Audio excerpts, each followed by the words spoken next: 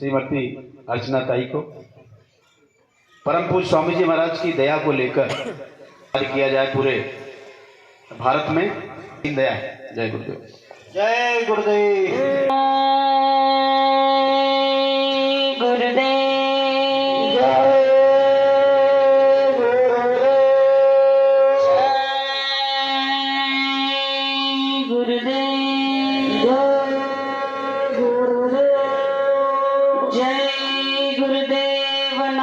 किसका? प्रभु का। प्रभु का प्यारा नाम जय गुरुदेव। तो प्रेम से बोलिए जय गुरुदेव। जय गुरुदेव। जय गुरुदेव। सबसे पहले युग परिवर्तक परम संत बाबा जय गुरुदेव जी महाराज, इनके चरणों में अरबों खरबों प्रणाम। ईश्वर भगवान और उनकी दृश्य अदृश्य शक्तियों को भी कोटि कोटि प्रणाम। यहाँ पर उपस्थित महाराष्ट्र से आए हुए आदरणीय अन्ना जी और हमारे सभी तारधारी बुजुर्ग मान्यवरों को मेरा प्रेम पूर्वक जय गुरुदेव। जय गुरुदेव। साथ ही साथ यहाँ पर उपस्थित पारोली गांव के सभी माता पिता भाई बहनों को और भारतवर्ष के सभी संगतों से आए हुए हमारे सभी संगतों के माता पिता बहनों और भाइयों को, बच्चे और बच्चियों को बड़े प्रेम के साथ जय गुरुदेव। जय गुरुदेव। आज का सत्संग का नियोजन ये क्यों और किस लिए हुआ है, इस पर ज़्यादा प्रकाश न डालते हुए मैं इस बात को साबित करना चाहती हूँ कि ये 3 दिवसीय प्रोग्राम क्यों और कैसे हुआ। क्योंकि ये सिर्फ 1 ही जनवरी का यानी कि हर साल हमारे माननीय सुरेश भाई साहब जी हैं, तो इस कार्यक्रम को केवल 1 दिन के लिए रखते हैं, यानी कि 31 दिसंबर की शाम को सब प्रेमी आ जाते हैं और 1 जनवरी के दिन सभी प्रेमी मिलकर इस कार्यक्रम को करते हैं। लेकिन इन्होंने इस बार इस कार्यक्रम को 3 दिवसीय बना दिया, यानी कि यहाँ पर भारतवर्ष की सभी संगतों के प्रेमियों को आमंत्रित किया और इसे स्नेह सम्मेलन का रूप देकर 3 दिवसीय कार्यक्रम बना दिया, यानी कि इन्होंने दूध में शक्कर डालकर हम सबको पिला दिया। प्रेमियों, ये मौका भारतवर्ष में बहुत कम जगह पर देखने और सुनने को मिलता है, लेकिन इस कार्यक्रम को मैं पिछले 1 साल से देख रही हूँ, सुन रही हूँ। ये मेरा दूसरा कार्यक्रम है यहाँ पर। तो प्रेमियों, बाबा जय गुरुदेव जी महाराज ने जो शिक्षा हम आपको दी है, जो धर्म कर्म पर चलने का रास्ता हमें दिया है, उस रास्ते को हमने, आपने, सबने कितना निभाया है, निभा रहे हैं, ये हम सब अपने आप जानते हैं। लेकिन यहाँ पर जो सभी संगतें आई हैं, तो ये इनकी खुद की मेहनत है, ये राजपूत जी की खुद की मेहनत है। क्योंकि जहाँ जहाँ पर उन्हें प्रेमी बुलाते हैं, ये संसार को छोड़कर चले जाते हैं। उन्होंने सभी संगतों को आमंत्रित किया है। प्रेमियों, जय गुरुदेव नाम जो इस संसार में समस्त विश्व प्रेमियों के लिए जगाया गया है, इस नाम की ये ताकत है कि आज हम सब यहाँ पर खींचे चले आए हैं। तो इसीलिए मैं बार बार यही कहना चाहूंगी कि हमारा आपका परम सौभाग्य है कि बाबा जय गुरुदेव जी महाराज ने जय गुरुदेव नाम वर्णात्मक में उन्होंने प्रेरित किया और कहा कि संसार में अब आप इस नाम के साथ में अपने जीवन को बसर कर सकते हो। तो हम आप देख रहे हैं कि आज संसार में संसार की क्या स्थिति हो चुकी है, लेकिन प्रेमियों, जो जय गुरुदेव नाम इस संसार में गुंजायमान हो गया है, उसकी महिमा का वर्णन बताते हुए शायद हमारे दिन रात महीने साल खत्म हो जाएंगे, लेकिन गुरु महिमा कभी खत्म नहीं होगी। लेकिन फिर भी मैं आपको बताना चाहती हूँ कि गुरु महिमा इतनी अपार है, इतनी अगाध है कि जिसका कोई अंत नहीं।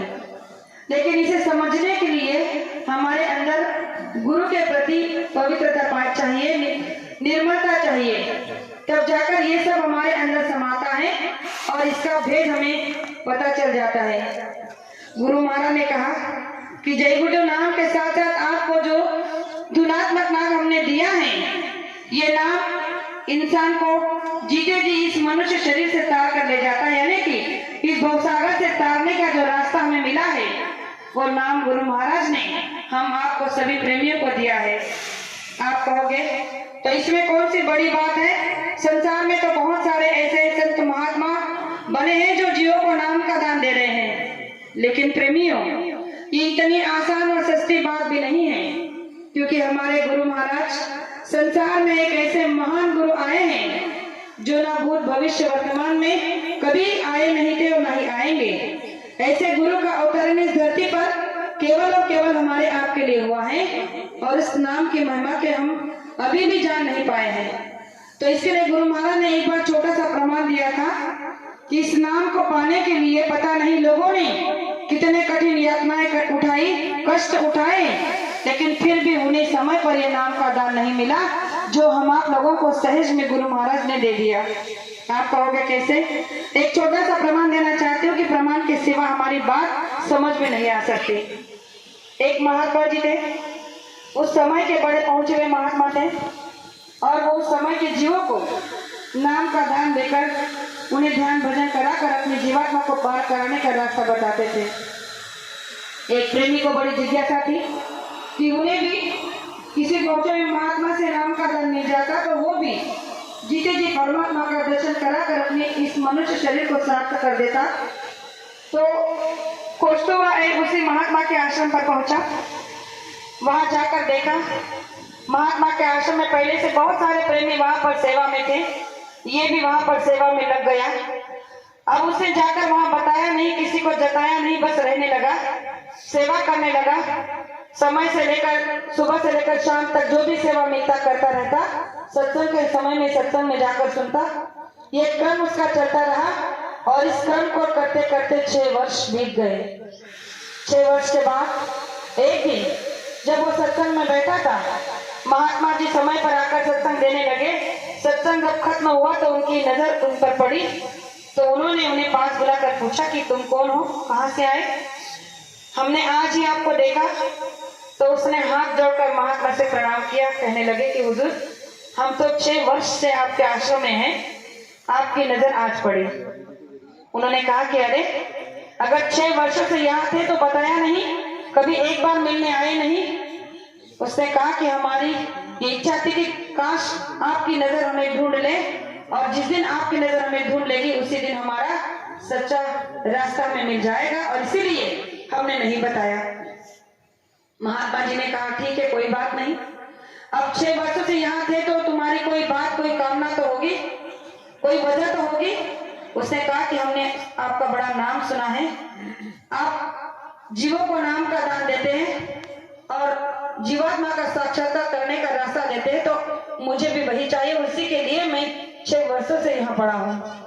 उन्होंने कहा कि अच्छा, तुम्हें रूहानियत की दौलत चाहिए, नाम का रास्ता चाहिए, वो तो इतना आसान और सस्ता नहीं, लेकिन ठीक है, अगर तुम 6 वर्षों से यहाँ थे तो कुछ तो तुम्हें मिला होगा यहाँ रहने के बाद, लेकिन मैं तुम्हें वो रास्ता देने से पहले एक काम सौंपना चाहता हूँ, क्या तुम करोगे? उसने कहा कि आपका आदेश, जो भी आप कहो। उन्होंने एक संदूक दिया, उस संदूक को उनके हाथ में थमाते हुए कहा कि इस संदूक को ले जाकर नदी के उस पार मेरा एक शिष्य रहता है, मेरा मुर्शिद रहता है, जाकर उसे लेके आओ। लेकिन एक बात ध्यान में रखना, जब इस संदूक को ले जाते हैं वो, तो रास्ते में इसे खोलकर मत देखना। अब उसने संदूक को लिया, आदेश को मानकर निकल पड़ा। अब जैसे आश्रम से निकला तो नदी के उस पार वो शिष्य रहता था, तो नदी को सफर करके जाना था, नाव में बैठकर जाना था। तो नदी तक पहुंचते मन ने उसे कई बार झंझोड़ा, अरे ऐसा इस संदूक में क्या है, एक बार खोल के तो देख ले। फिर आत्मा कहते कि नहीं, अगर उनका आदेश मिला है कि बीच में इसे खोलकर नहीं देखना है तो नहीं देखना है। फिर थोड़ी देर चलने के बाद फिर मन कहता कि अरे वैसे भी तुझे यहाँ कौन देख रहा है, एक बार खोल के तो देखना है, ऐसी कौन सी चीज है जिसे तुझे देखने से मना किया है। मन और आत्मा की लड़ाई चलती रही और इसी कश्मकश में वो नदी किनारे पहुंच गया। नदी किनारे पहुंचा, देखा कि वहां पर कोई नाव नहीं थी, इंतजार कर रहा था। तब एक बार मन ने फिर डाव खेला, फिर उसे कहा कि अभी तो देखो, यहाँ समय है, कोई नहीं है, जाने से पहले एक बार देख ले इसमें ऐसा इस संदूक में है क्या जो तुझे देखने से मना किया है? अब इस बार मन जीत गया। उसने सोचा कि सही है, यहाँ पर इधर उधर देखा, कोई है भी नहीं, मेरा नाव भी आ रही है उतने समय में, मैं देख तो लूं इसमें है क्या। और उसने जैसे ही संदूक को खोला तो उसमें से एक चूहा भाग निकला और कुछ नहीं था। अब ये सोचने लगा कि कैसे महात्मा है, इस संदूक में इस चूहे के अलावा कुछ था नहीं और इन्होंने मुझे कैसे भ्रम में डाल दिया कि रास्ते में इसे खोलकर देखना नहीं, और देखा तो इसमें निकला क्या, एक चूहा। अब उसका भ्रम निकल गया, उसने संदूक को बंद कर दिया, नाव आई, बैठकर उस किनारे चले गया। उस किनारे जाकर पता चला उस झोपड़ी में उनका मुर्शिद ध्यान में बैठा था। इसने जाकर जैसे आवाज लगाई कि मुझे महात्मा जी ने आपके पास भेजा है, तो उन्होंने ध्यान से हटकर अपने उनकी तरफ देखा, कहा कि आइए। तो कहने लगे कि क्या भेजा है? उसने कहा कुछ नहीं है, खाली संदूक आपके पास में भेजा है। जैसे ही उस प्रेमी ने, उस शिष्य ने उस संदूक को खोला तो उसमें से एक चिट्ठी निकली। अब उस चिट्ठी को देखकर ये हैरान हुआ कि जब हमने उस नदी किनारे संदूक को खोला तो इसमें चूहा के अतिरिक्त कुछ था नहीं जो भाग गया, और यहाँ से चिट्ठी आई कैसे?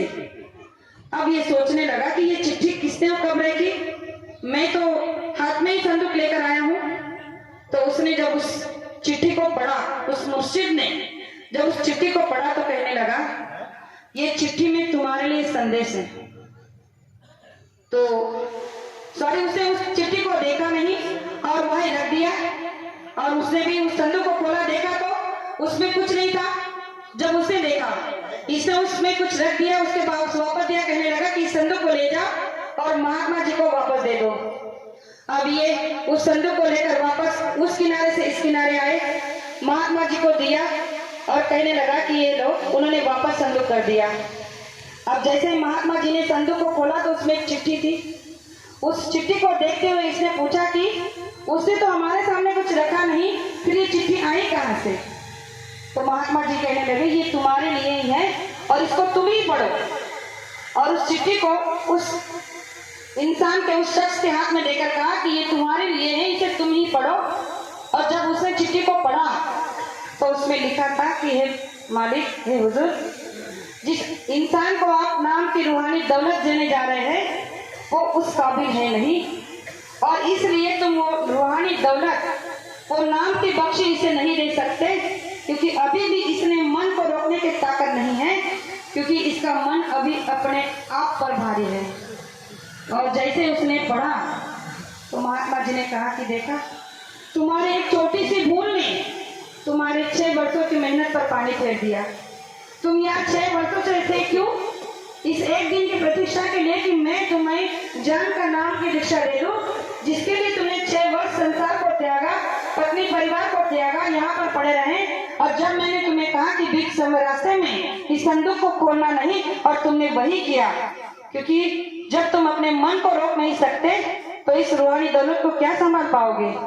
क्योंकि ये कोई छोटी मोटी बात नहीं है, ये वो रूहानी दौलत है जिसे पाने के लिए राजाओं की एड़ियां घस गई, राजपाट का टुकड़ा दिया, जंगल में जाना पड़ा, घर बार को छोड़ना पड़ा, और तुमने भी वही प्रयास किया, लेकिन 6 वर्षों की मेहनत पर पानी फेर दिया, क्योंकि अभी तुम्हारा मन तुम पर हावी है।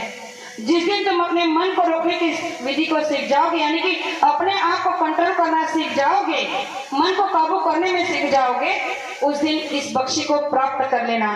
प्रेमियों, वो प्रेमी वहां से खाली हाथ चला गया। जरा सोचिए, अगर यही बात हम सबके साथ में हुई होती तो क्या आज हम सब यहाँ बैठे होते? अगर गुरु महाराज ने ऐसे हमारी कोई परीक्षा ली होती और कहा होता कि तुम्हें भी 10-10 साल 20-20 साल यहाँ पर रहना होगा, सेवा करनी होगी, फिर मैं तुम्हारी परीक्षा लूंगा, उसके बाद अगर तुम इसमें पास हुए तो तुम्हें नामदान मिलेगा, तो क्या हम पास हो जाते? नहीं होते, क्योंकि हम भी अभी भी उसी मन के कहे चल रहे हैं। इसीलिए गुरु महाराज ने कहा कि ये मन बड़ा बैरी है, इसे जीतना इतना आसान नहीं है, लेकिन अगर तुम इसे जीतने की जो युक्ति आपको मिली है, इस पर चलना सीख जाओगे तो इसे जीतना इतना कठिन भी नहीं है। इसलिए प्रेमियों, हम आप बड़े परम सौभाग्यशाली हैं कि बाबा जय गुरु जी महाराज ने न हमारी परीक्षा ली, न हमसे कोई दान दक्षिणा ली, केवल हमारे अवगुणों को लिया और कहा कि इस अवगुणों के बदले में मैं तुम्हें ये नाम की दौलत रूहानी बख्श दे रहा हूँ, जिसे संभाल कर रखो। आगे चलकर समय में ऐसा समय आएगा कि अगर आप चाहो कि अपने जीवन की सारी पूंजी धन